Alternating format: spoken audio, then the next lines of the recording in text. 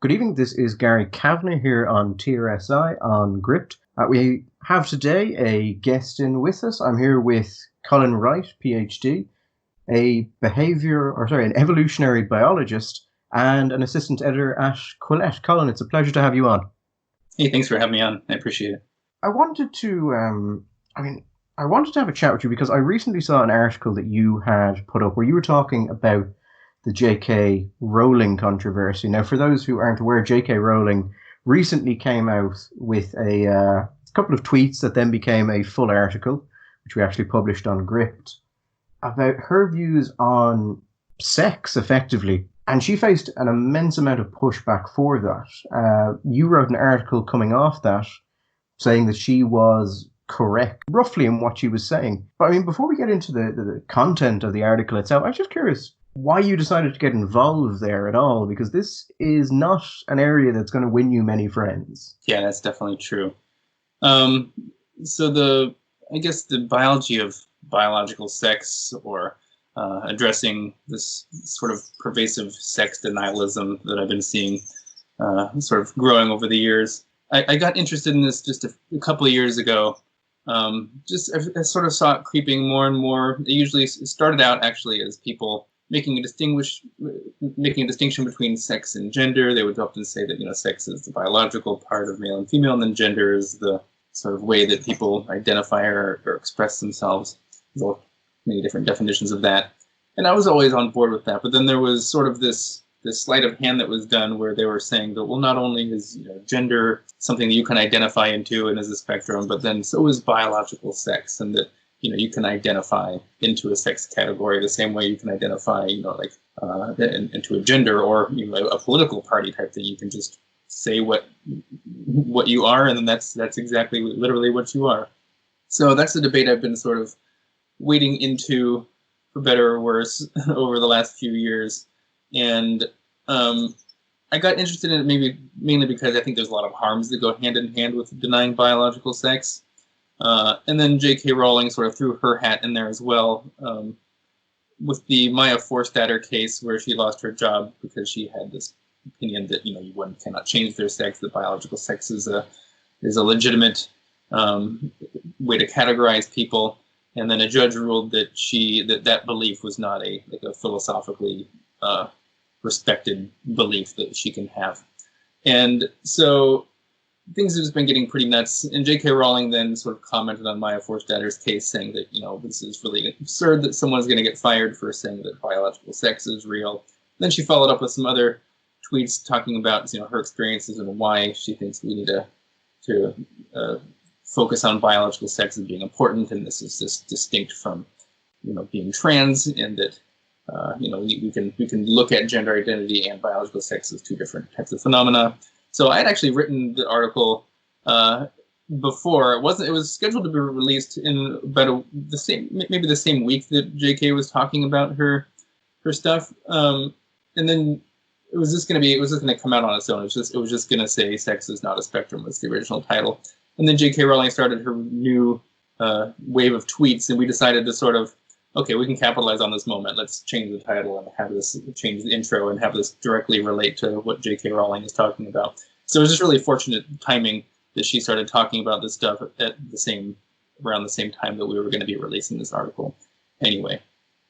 So then, kind of, would you say that to you, due maybe to your academic background, you were originally aware of this, but it was only when people started moving from gender and sex are different to gender is socially constructed and sex is socially constructed as well, that you kind of felt, okay, now I need to say something about this?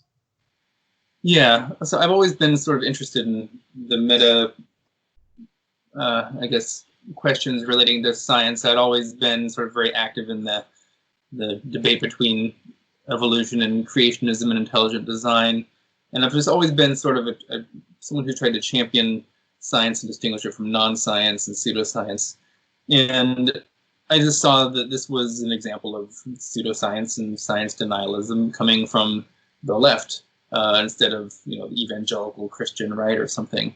But it made me hesitant to speak out on it because this was coming from people who are within the academy, who are my colleagues, who are other biologists who are saying the same thing that I thought was just clearly out of more of a political and ideological drive rather than a concern of what's actually true. So I decided to throw my hat in the ring on this question because I just kept seeing that people were getting it wrong. Because the biology of sex, while complex in mechanisms, isn't really that complex in outcomes. And just the way people were talking about it just sort of drove me up a wall. And then observing the harms I think it does, I just felt like I really couldn't stay silent about it. So it was very easy to push back against creationism because you don't tend to have a lot of those in academia? Yeah, I mean, there's just no threat from within the academy. You can blast creationism, intelligent design, and there's not many creationists or intelligent design proponents in the academy, and so you don't have to worry about your left flank, I guess. But when you're in the academy and you see people denying these sort of basic fundamental scientific truths, you do have to worry about your left flank. And when you're in the academy, everyone is basically on the left, so it can be easy to become sort of vilified within your community. And when you're in the scientific community, I mean, reputations matter a whole lot if you're trying to find jobs, if you're trying to get tenure, especially in this time of increased focus on diversity, equity, and inclusion. And you don't want to be painted as someone who's anti-LGBT or, for God's sakes, a transphobe, like people would accuse me of just by saying something like biological sex is real and we should care about it. And so, yeah, there's a lot of consequences for speaking out on this topic, even though I think it's much simpler than the intelligent design evolution debate. Much easier to argue. It's much more difficult socially to do, and there's a lot more that would keep people quiet on this topic within the sciences.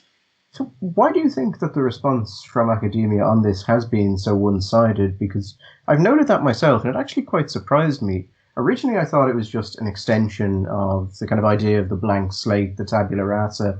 But then I started seeing people from hard scientific disciplines also seeming to agree with it, which I wouldn't have expected because I had assumed there was far less of a belief in that sort of thing outside of the humanities. Yeah, well, I would say the consequences the negative consequences only go one direction. So if you're in the sciences and you happen to just sort of be a very sort of social justice type lefty activist person, there's just no consequences for you to say some absurd claims like biological sex is a spectrum, and it sort of accords to our like innate idea of how we look at the features of people in society, and like some people are more masculine looking, more feminine, so it kind of sits well with people in a certain way, and then it also sits well with this sort of idea of inclusivity for people who have different body types and all those things. It just sounds really good, and so there's no negative consequences for those to speak out in favor of it. But there's just all kinds of negative consequences for people who don't agree with it, which I would argue is likely most people. But the nature of academia itself, like most people don't realize how much reputation really matters in a field like biology, how tight-knit the communities are. I mean, I studied social behavior in insects and spiders, and you pretty much know everyone who's doing that type of research. And if you're all of a sudden seen as this problematic figure, you're doing interviews, you don't want review committees to know your name and associate it with something bad. You've put in, up until the point where I was a postdoc for 2 years, so over a decade of work getting my BS, my PhD, now doing research, and there's just so much to sacrifice by just deciding to stick your head out on some random topic, a topic such as this, like biological sex is real, that you feel that you're more than justified to say on scientific grounds. But for a lot of people, I mean, do you really want to risk sacrificing all that, especially if you have a family or this is your only way your income, people are dependent on you? I'm lucky in a sense I don't have children or a wife or anything like that that's relying on me for income.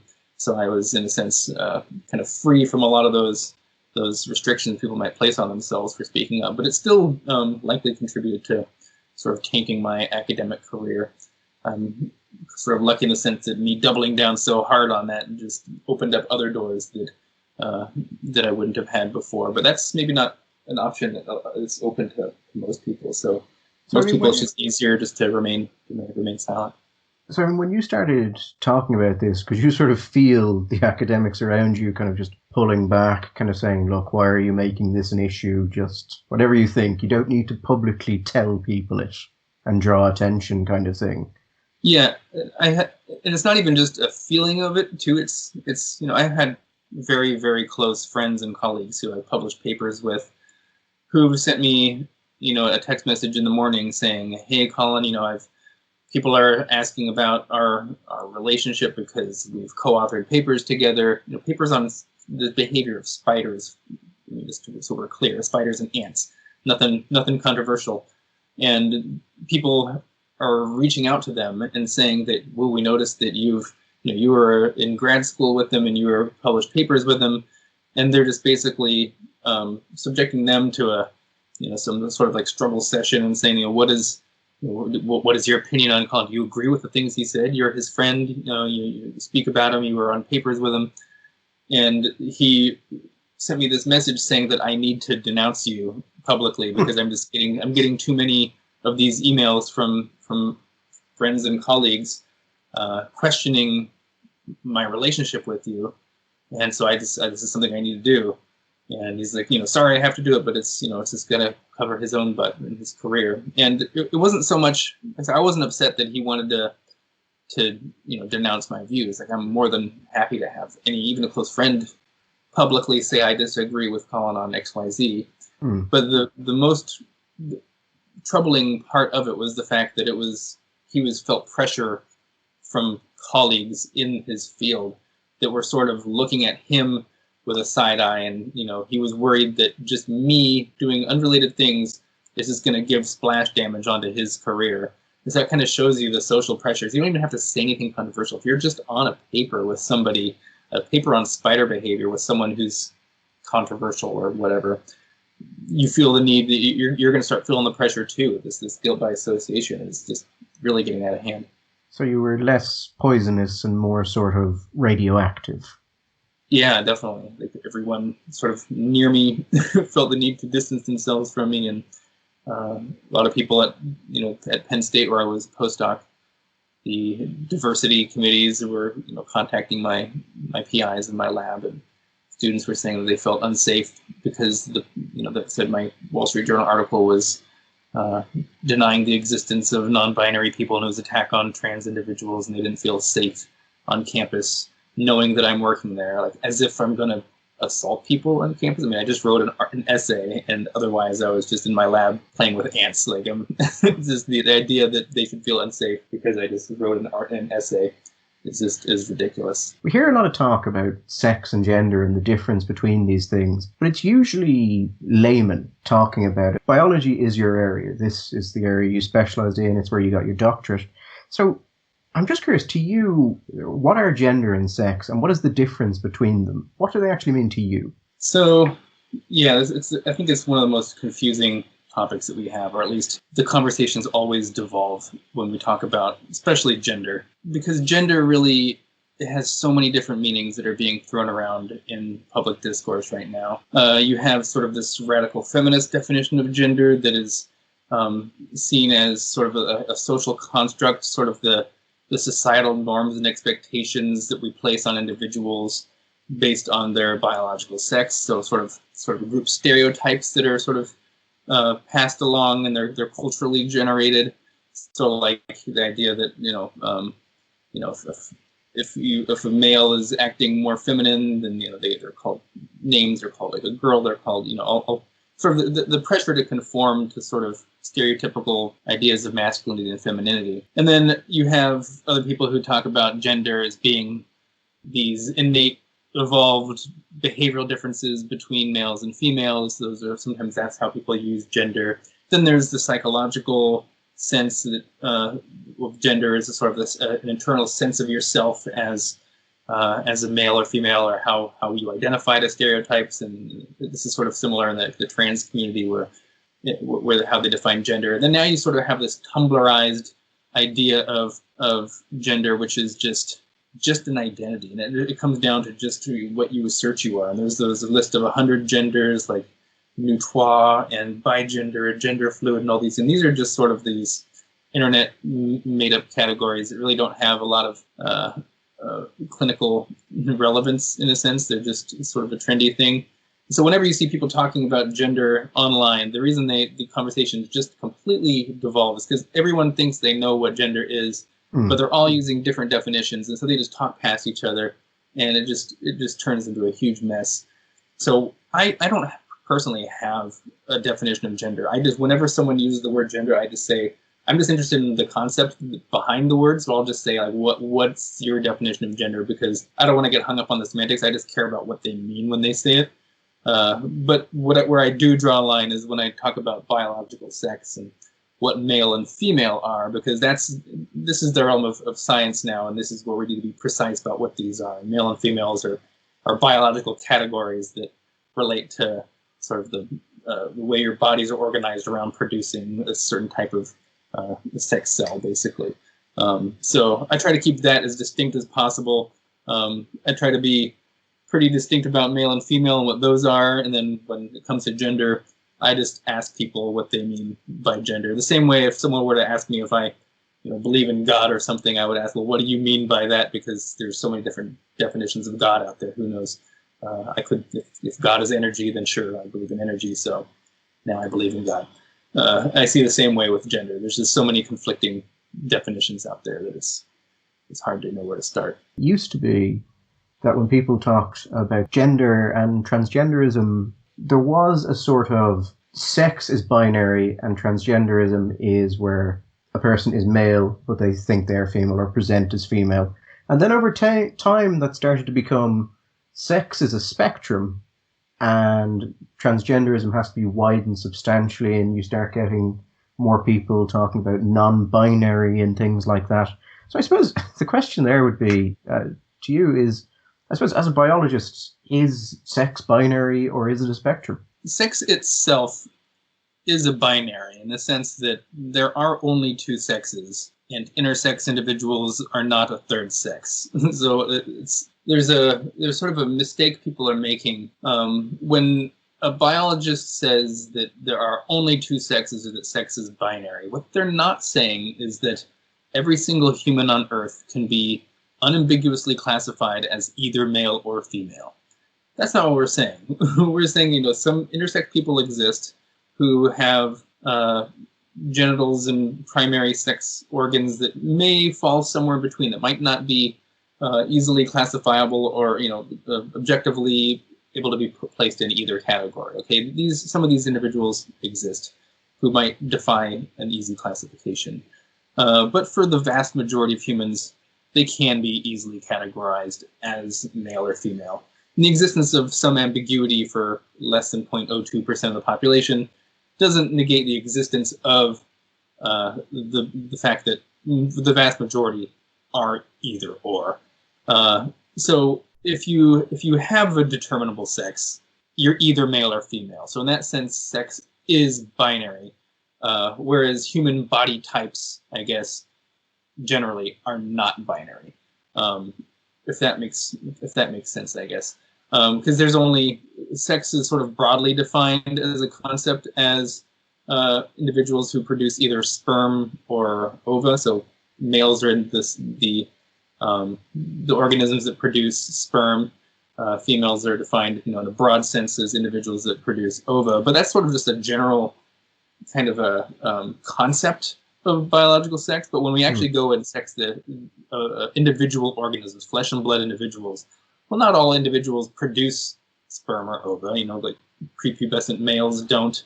And some people who just have, certain intersex conditions might not be able to produce them. They might just be infertile for all kinds of reasons.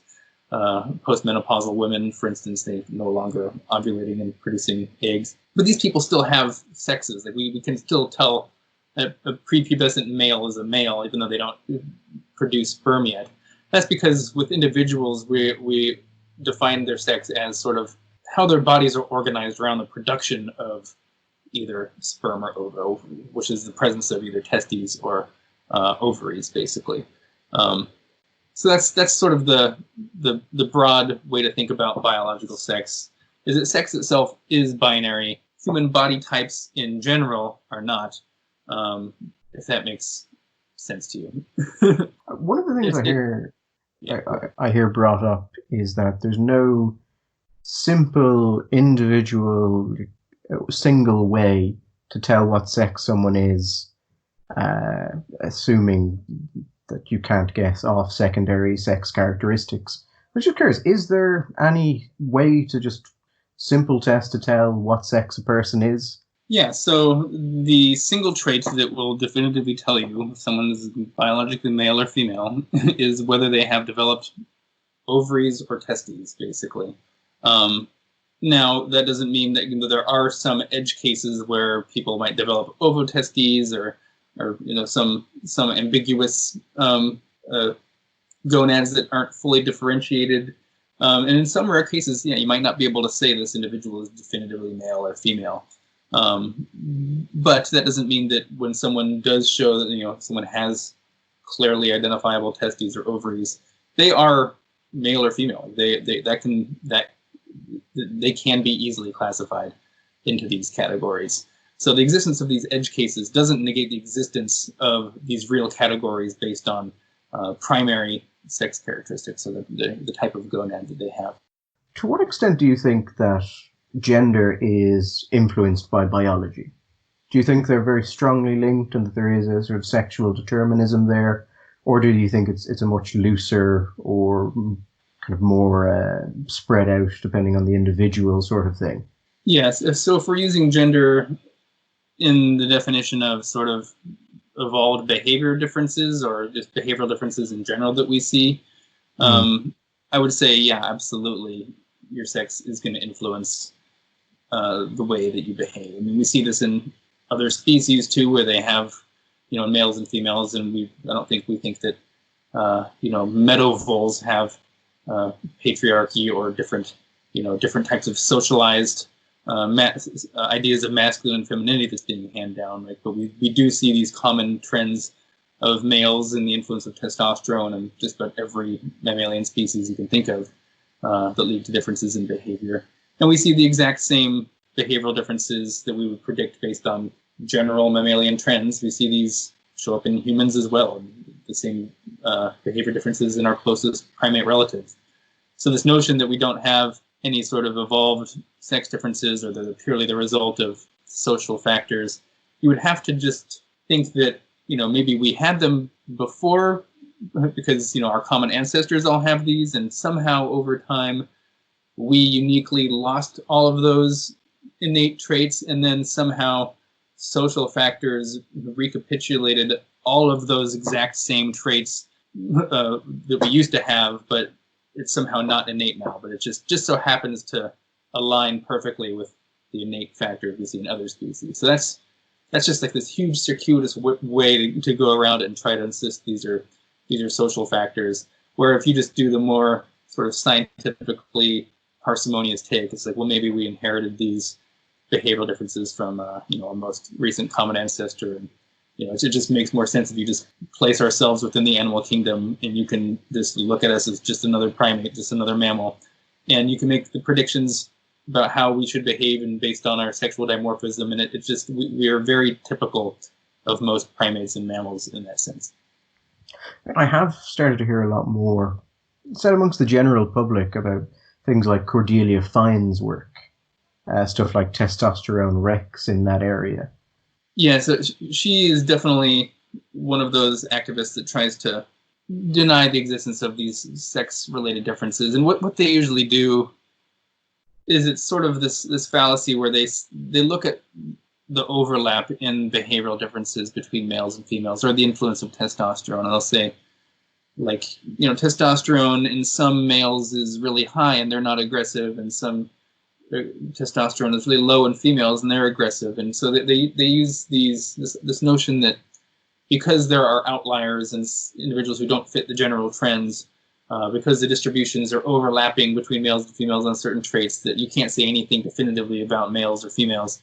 But no scientist is saying that males and females are these distinct behavioral groups. Like male and female are distinct, but the behaviors and anything that's attached onto it, like there's definitely an overlap between males and females. And just because you can get some males who are more, stereotypically feminine in their behaviors, and some females that are more stereotypically masculine who don't fit sort of the general trends you see with females, it doesn't mean that there aren't these average differences within the group. You can look at the averages. You can't.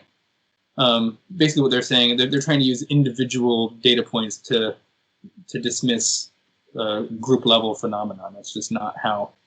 That's not how you do proper science on these types of questions. No one's saying that you're biologically determined to do certain things if you're male and female. It's just that being male and female comes with differences in your hormonal milieu, which is going to affect, influence your behaviors in certain ways on average. And at a group level, you can see how these sort of play out. And that's what we would expect with evolution and having variation in certain traits that can be selected for. There's a point you make in your Wall Street Journal article where you're talking about gay men and gay women. And it's something I've been kind of thinking about in relation to gender, in that for all the people saying that a more fluid understanding of gender will decrease oppression and allow people to be more authentically themselves, in many ways it seems to strengthen traditional perceptions of masculine and female traits, in that before you could be an effeminate boy or you could be a tomboyish girl, whereas now those are masculine or feminine actions. And in some cases, some people might say, well, you're presenting as a boy or a girl when you do those. So was that what you were thinking when you were talking about the impact of the erosion of sex on feminine boys, masculine girls, and gay people? Yeah, it's well known in the literature that homosexuals do tend to have behaviors, mannerisms, preferences that are more alike, more akin to the opposite sex. That's just an extremely robust signal that comes out. And so now what we're seeing is a lot of trans activists, they're reinterpreting sort of the behavior of young boys and girls who are very gender non-conforming, that would otherwise most likely grow up to be gay adults.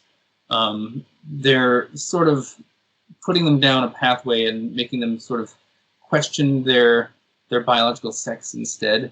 So we know that there's this huge increase in gender of youth claiming to be trans, a huge spike from what we've seen, 4,000+% increase. And a lot of the reasons these people are saying that they're trans is because they have this sort of gender non-conforming behavior. And when people are denying the reality of biological sex, that their differences in their behavior and how their behavior maps onto members of their own sex and the opposite sex is sort of leading to this confusion, at least I think, about how people are interpreting their own sex, basically. So they're confusing the fact that they have behavioral traits and preferences and mannerisms that are more akin to the other sex. They're confusing that with saying, well, maybe that means I'm actually the opposite sex on the inside. And we know that most people who are gender dysphoric will grow out of it and grow up to be just homosexual adults. And so I guess my biggest fear, and with Emma as well, is that we're actually sort of putting children down a pathway where they almost always would come out to be a homosexual adult. We're instead confusing them by saying, well, maybe you're actually trans. And then that's a pathway that leads to cross-sex hormones and surgery and all this. So there's definitely a lot of harms that can go with that. And it's sort of a way, I see it as being a sort of a new type of gay conversion therapy, where we're, instead of trying to make people's minds align with their bodies, we're sort of now forcing or influencing people to make their bodies conform to their minds. And I think that's just a very, very dangerous path to go down. I see it as being very homophobic in its most sort of grotesque forms, and just are really ignorant in the more benign forms. Just on, you were saying there about a 4,000% increase. we seem to be seeing maybe not even the last 5 years, maybe the last 2 or 3 years, an increase in the number of people who are detransitioning. I haven't seen much research on it, though. It still seems to be a fairly small amount of cases because, I mean, any aspect of this actually impacts on a relatively small amount of people. But I was wondering, are you familiar with any research on that, or have you seen anything on that that suggests those two are linked? So there's not a lot of research right now because people are only very recently starting to go through the detransition. We do know that the big spike, that 4,000+% spike in individuals of kids, basically adolescents claiming to be trans, it's mostly young females that are claiming to be trans, which is interesting because previously it had been reversed. It had been young males that were more likely to come out and say that they're trans. But there's something, for some reason, this big increase has also come with a concomitant flip in the types of individuals, the sex of the individual that's claiming it. And we also see that almost every single person that is detransitioning also is a natal female. So females that transition to being men and then now detransitioning back into their original. They're no longer identifying as a man; they're now identifying as a woman, and aligned with their sex. So I think there's going to be a lot more data. I know Lisa Littman, who did her study on rapid onset gender dysphoria, she's doing studies now, or at least trying to do the initial data gathering step in trying to sort of interview detransitioning people, talking about, asking them questions about how they were influenced to go down this route and why the reasons for detransitioning and everything, just to sort of get an idea of the causes behind it. So I think this would be, in the next few years, we should have a lot more information on sort of the whole detrans community. But I think we're going to see even more and more and more, given that what it means to be trans nowadays is very different from what it used to mean just 5 or 10 years ago. It's turned into sort of more of an ideological thing rather than just a psychological condition of this having a feeling of mind-body disjunction. Interesting what you say there on an ideological point. When I was younger, maybe even young, the understanding amongst people I talked to, particularly in the political space, was that transgenderism was an issue with brain formation caused possibly due to some sort of hormonal issue during gestation. And there was no talk of gender as a social construct. It was, this is a medical issue. Mm-hmm. And that, I was just wondering, was there any validity to that? I mean, you don't really hear it talked about at all anymore because everything has broadened so much, it doesn't seem to even be a consideration. Yeah, I mean, so gender dysphoria in its traditional definition was basically just a severe, debilitating anxiety that results from this perception that your body is not what it should have been. That you have this feeling you were born with the wrong body. That you should have been the opposite sex. It's not true that you should have been or that you are on the inside the opposite sex. It's a purely psychological condition that's just this feeling. It's a very, and that itself is a real phenomenon that I think is, I think it's clearly a real phenomenon. Some people feel this very strongly, and I think that transitioning for some is an option that can help sort of relieve them of that, those severe feelings of anxiety and despair from their gender dysphoria. But what we see now is what it means to be trans is no longer sort of not identifying with the sex that you were born as, but it's more it's more based on the gender identity that you have, and gender identity is now defined as sort of how your relationship to socially constructed gender norms, or usually boils down to stereotypes of masculinity and femininity and societally enforced gender roles. And so this is when you see non-binary people, what they're claiming, they're claiming to not even be on the male-female axis of sex altogether. But like, what could that possibly mean? Because most non-binary people are objectively male or female. So what does it even mean to not identify as male or female? Well, to them, it's had nothing to do with male or female. It has to do with stereotypes of masculinity and femininity and gender roles. So a non-binary person is someone who doesn't agree with masculine and feminine stereotypes, and they're considered to be a subset of the trans community. And so a trans woman now is someone who just doesn't agree with feminine stereotypes, with masculine stereotypes. They feel more comfortable with feminine ones.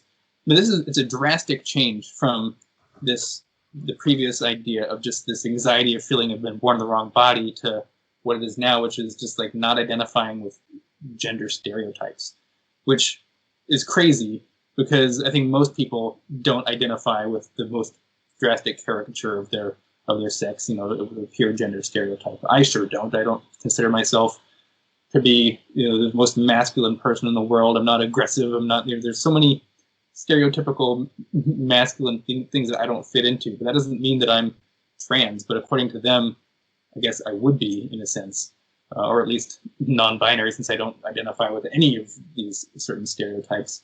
And so what essentially we're doing is we're using the medical treatments that are designed for gender dysphoria as previously defined as this anxiety of this mind-body disjunction to a wholly new phenomenon of people who are just essentially rejecting gender norms. And I think that's an incredibly harmful thing, and people somehow are just not really addressing that central issue. What do you think would be the best way for a society to deal with this issue? That's a tough question. I mean, I think we need to move beyond judging people by the stereotypes of their groups. I agree with a lot of sort of the gender critical feminists in the sense that we don't want to make more genders, which they view as sort of the societal influence to conform to certain ways based on your sex. I think we should judge people as individuals, accept that there are going to be masculine females and feminine males, and don't put people in boxes. Don't suggest that they might not be the sex that they on the inside that they are on the outside, or deny sex altogether. I just think we just need to be more accepting of the diversity within and between sexes, and not hold everyone as just, or assume everyone's going to or should be a reflection of gender stereotypes. And I guess that's a society that I want to live into. I understand that some individuals are going to have gender dysphoria, and I think there's some of these individuals should be able to transition. But I think you should be able to transition if you're a prepubertal child and put them on puberty blockers. Probably not in most cases, if not all cases, but I'll be willing to hear an argument about ways you can identify certain children who you're almost guaranteed won't ever desist. And I think we just need more data on these cases right now. But it's such a minefield. You can't even ask these questions to a large degree without people just calling you names, and so it's really put the brakes on actual research that can help address these really important issues. So, ironically enough, the people who think that they're protecting transgender individuals by ensuring that discussions they find uncomfortable don't occur may lead to a reduction in the quality of research and actually harm them. Yeah, and for just a perfect example of this, so Lisa Lippman, who wrote the Rapid Onset Gender Dysphoria paper, activists criticized her relentlessly because she interviewed parents and not the children directly. And so they're saying, well, the parents are going to have all these different regressive ideas of what it means, and they have different motivations and incentives to say one thing that might not be what their son or daughter was saying. And so, and it's a fair remark, although those methods have been used in parent surveys or common. It's not a terrible study. It's a good pilot, and follow-up studies are necessary. And so she largely agreed, saying that we need to do more research on this. And so she then designed a research project where she was going to be interviewing detransitioners and these kids who are claiming to be trans directly, like actually interviewing the kids themselves. And when she set up the website to start doing the surveys, well, she was flooded by a bunch of trans activists who just flooded the surveys with false questions and just sort of broke the poll so that she couldn't have any get any data on this. But she was doing exactly what they said she should be doing, and that's apparently not even acceptable. So she's trying again to do this with more screening methods. But yeah, so it's their actions don't really conform to what they say that they want. Seem to be trying to shut it down, all investigation, and just go by their ideology. Probably the most common pushback I've seen whenever anyone asks questions about this that they don't want to have a conversation about, I'm curious if you received this yourself, is the idea that any discussion of this will lead to the suicide of transgender people, that you will literally kill transgender people. An argument which to me seems to be profoundly infantilizing of transgender people on one level, but also, from the way I've seen it used, doesn't seem to be used in good faith. It seems like more of a weapon. I'm just curious if you've run into that yourself. Yeah, and that's very common to have thrown at me. But when you actually look at the data of individuals who've transitioned and before they transitioned, there's no relationship between the suicide rates of before and after transition. So it's just a made-up statistic that they use to try to shut down anyone who's arguing against sort of the main central dogma of the current sort of Tumblrized transgender ideology, I guess is the best way I can describe it. Why do you think that is, that there's not that much difference between the suicide rates before and after transitioning? I think a lot of the times transition is sold as this miracle cure, whereas you'll have a lot of trans individuals saying that gender dysphoria isn't something that ever goes away. It's something that can be mitigated, but not necessarily completely cured. I mean, they're going to have days that are going to be more or less good or bad in the sense of how much they feel dysphoric, but it's not a cure-all for everything. And I think a lot of people might, this is me speculating here, might assume that it's going to solve everything, but it in fact doesn't solve everything, because being trans isn't just a hermetically sealed condition. It has so many different comorbidities that go along with it. There and other mental health issues that are used in tandem, and a lot of times these are ignored, and it's just sort of treated as, oh, you're trans, you have gender dysphoria. And so they try to treat that one thing as if it's the only thing that's wrong, whereas a lot of times gender dysphoria can be sort of a consequence of a lot of different underlying factors, which are usually just not addressed by just simply transitioning somebody to the opposite sex. And again, these are things that a lot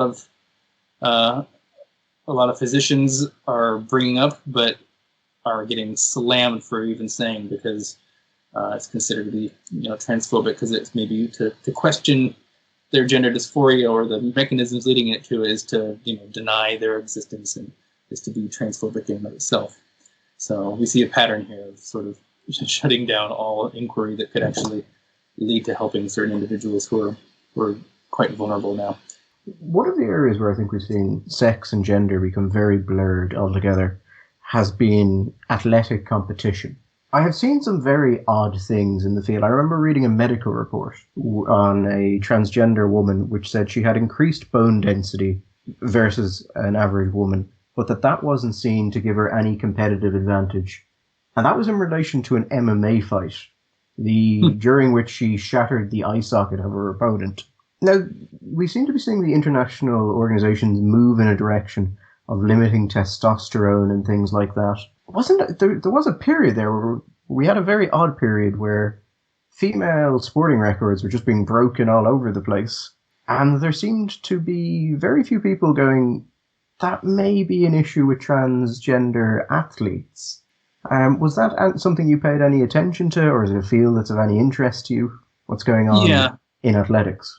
Yeah, I definitely have focused a lot about athletics. I've mentioned it in the Wall Street Journal article specifically. We talk about that, briefly, but it's definitely an important issue because when you look at the reasons why we have segregated sports based on sex in the first place, has nothing to do with the way people identify. I mean, if it were based on identity, it would make about as much sense as having different sports leagues for Republicans and Democrats. Like, there's nothing about your political affiliation that is going to influence your ability to shoot a basketball. And just likewise, there's nothing about the way that you're identifying that's going to contribute to your jumping ability and how tall you are and how strong you are. Like, these are, your identity is completely irrelevant to your athletic performance, whereas your biological sex is centrally important, or at least is one of the biggest factors that needs to be taken into account, given the influence of testosterone on your bodies. And a lot of what's ignored here is people try to sort of mitigate the effects of testosterone by saying we need to lower testosterone limits down for trans athletes, trans women, so they can compete with females. But this is completely missing the point, because male athletes don't have their advantage just because of their current circulating levels of testosterone. That's certainly part of it. I mean, it contributes to strength differences to some degree. But what's being ignored is the effect of past high levels of testosterone in shaping the body and how it develops through puberty and makes them grow taller and gets them bigger bones and longer arms and stronger hands. And these are not reversed. You don't get tall. You don't get shorter when you start taking, lower your testosterone levels. You don't lose all the muscle either, and you don't lose the bone density and the tendon strength, and your broad shoulders and narrower hips that make you better at running. There's just so much that's not reversed and accounted for by just simply lowering testosterone levels. That seems to be getting ignored, and I think it's really important, not just because of issues of fairness, but issues of safety as well. I mean, if you can't have male athletes competing as females in sports like rugby or football and things like that, because there's just, people are going to get hurt or could even die if you have these if you allow that to happen. But most people don't fight other people regularly. They don't engage in heavy physical competition with each other, where you could see that the different sexes have different capabilities.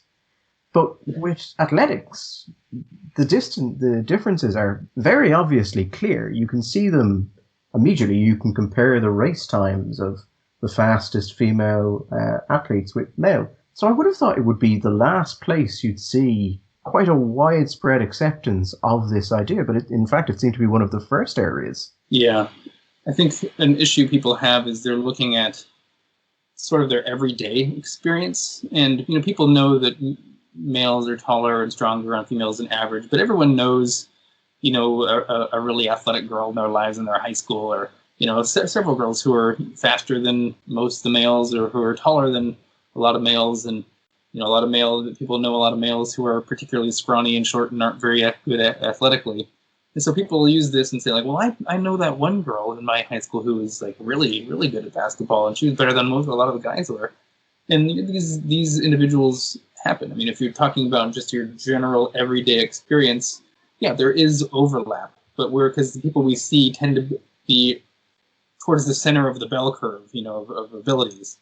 But when we're talking about athletics, and especially when we're talking about elite athletics at the highest level, in the NBA and the Olympics and whatever, small average differences, even really small average differences in height or in run times, these small average differences in the population as a whole can turn into huge differences if you go to the very tail end of the distribution, the top 0.1% of the population. Like, you might be able to say that jumping ability, maybe generally, I'm going to make up a number, that like males are, if you select individuals at random, if you select a male, they're like have a 60% chance of being able to out-jump a female chosen at randomly. Okay, so maybe a small average difference, but then if you go to say, like, well, what's the difference at the top end of the distribution? Well, it's almost all going to be populated by males out there. And also males have just a greater variability in their traits generally. It's just sort of a general phenomenon. So people are just kind of confusing their average middle of the bell curve experiences, and they're insisting that those exist at the tail ends of the bell curve as well. where it's the opposite is completely true. Like these small differences in averages contribute to huge differences in the tails, where you get, like for instance, the fastest 15, 14-year-old boy right now in the U.S., hundreds of these 15-year-old boys can run faster than the fastest female Olympians ever. They could shatter the female Olympic record right now, and they're only 15 years old. That just shows that we're confusing sort of the distributions here between the sexes, and that's something that we need to really address. I mean, that is something I do hear from people that, okay, let's say, yes, they are faster or they're stronger, but there's a very small number of them, so the chance of them, enough transgender athletes going into a female sport to take it over entirely would be incredibly slim. Yeah, I commonly hear that, but I mean, they're still taking the spot of a biological female who would otherwise have been in that spot. And the thing we see, though, is that given the distributions, like, so if you have, for instance, there's this one athlete, a runner, her name is Cece Telfer, and I can't remember their name before they transitioned, but they did the hurdles, and we see this with weightlifters too. And you get a lot of mediocre male athletes who are not placing first or second. No, they're just by all means middle of the road male athletes. And then after they transition to female, they then start competing with female, and then all of a sudden they're competing at the highest levels among females. They're placing way higher than you would expect them to be placed, just by average. If transitioning were to actually be a fully complete process and there were no more effects of your biological sex, you'd expect someone who's in the 30th percentile competing as males after transition to still be in the 30th percentile competing as females. But what we see is the opposite. We see that mediocre males who then transition tend to then be competing at a way higher level with females than they would have, than they were able to compete with males at all. So it might not be the case that you'll see trans athletes always win, but I mean, it's still an unfair advantage that they have. I mean, if you were to give someone, like there's these new Nike shoes that are being banned in the Olympics because they make somebody faster. You could make the same argument in saying that, like, well, what if we let some people use these shoes to make them faster? It doesn't mean that people wearing those shoes are going to win every time, but I think most people can see in that case, like, well, it's still not fair to let anybody wear these shoes because it gives them an unfair advantage. And just because wearing the shoes doesn't guarantee somebody to win doesn't make it fair. And so that's sort of my response to that argument, where they don't need to be taking over the sport completely and winning gold medals left and right for it to not be fair and to not be something that we're concerned about. So, Colin, just as a final question, we were talking there about how you'd like society to deal with transgenderism and view transgenderism. But I'm just curious, on your view, if we don't go down that path, if we instead continue down the path we're on, where we're seeing 4,000% increases, we're seeing many, many young girls go for this. And I know we're seeing increasing concerns about the impact of some of the drugs used in transitioning, particularly for young girls, on their fertility for the rest of their life. What do you think the outcome will be if things continue as they are, or in fact accelerate down this path? I think we'll see a lot of lawsuits, for one, of individuals who think that they were preyed upon and used as sort of these ideological pawns in some of these movements that have removed a lot of the safeguards that should be in place before we allow children to have what's essentially experimental medicine performed on them. So there's those very real harms in that sense of like affecting real lives and people's bodies and livelihoods. But I think what I'm in a sense more concerned about, maybe not more, but it's sort of a different type of concern, is just our drifting away from being able to know what's real in reality itself. If we're able to deny that biological sex is real and something is clearly night and day as sports, and how male bodies are clearly better suited to be stronger and taller and dominate at sports, We're putting male prisoners in female prisons, and some of these individuals have been, are in prison because they've raped females before. Now we're putting them in female prisons just because they're identifying this way, and just this complete overhaul of reinterpreting biological sex as gender identity. I just think are tethered to reality. It could just is going to be wearing thinner and thinner, and I don't know where that leads to, but it doesn't seem like it can lead to anywhere else but total chaos in so many ways. To me, this is an easy one, knowing that biological sex is real. If we can't get this one right, I just don't see how we can expect to get anything else right. This is I speak out against this topic so much because I kind of view it as almost like reality's last stand. Like, this is the easy, low-hanging fruit. If we can't get this right, then we're just screwed to get anything right in the future. That might sound hyperbolic, but I really think, man, it could get crazy, and it's already crazy. We're seeing this now in the news of everything else that's going on. So, yeah, this is a hill that I'm willing to die on because I think it's just important to maintain reality to some degree because we can't lose our grip. Of all the hills to die on, objective reality probably isn't the worst of them. Yeah, I mean, as a scientist, I thought that's what the hill we're supposed to die on, but apparently a lot of my colleagues disagree with that. Colin Wright of Quillette, it has been an absolute pleasure to talk to you. Thank you so much. It was great.